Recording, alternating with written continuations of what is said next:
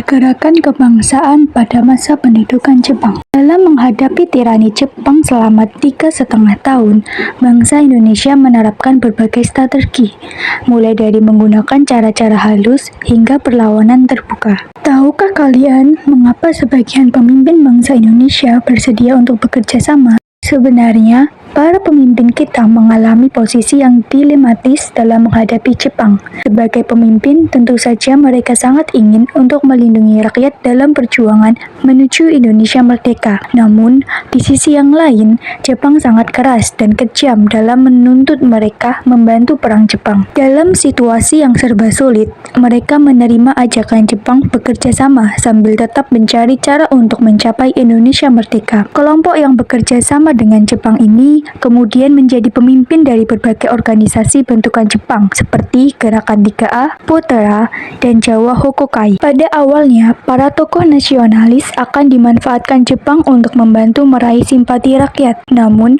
para pemimpin kita justru mampu memanfaatkan sedikit uang yang diberikan oleh Jepang melalui ketiga organisasi itu untuk kepentingan bangsa Indonesia sendiri. Sebagai contoh, Soekarno berkesempatan untuk mengunjungi berbagai daerah dan memberikan pidato yang dapat membangkitkan nasionalisme. Tindakan Soekarno dan Hatta yang ikut mempropagandakan kepentingan perang Jepang sudah terlalu jauh dalam membela Jepang dan mengorbankan rakyat. Meskipun demikian, sebenarnya Soekarno maupun Hatta berada dalam posisi yang serba sulit. Para pemuda tidak banyak tahu bahwa sebenarnya kedua tokoh ini tidak hanya berusaha melindungi rakyat sebisa mereka, tapi juga berusaha memujuk Jepang agar tidak bersikap terlalu keras kepada kelompok yang tidak mau bekerja sama. Selama masa penjajahan Jepang, ada banyak hal yang dilakukan oleh kelompok ini, mulai dari membangun jejaring, menyebarkan propaganda anti-Jepang, melakukan sabotase, meledakkan jalur kereta api, dan sebagainya. Ada pula kelompok-kelompok yang melakukan perlawanan terbuka kepada Jepang, seperti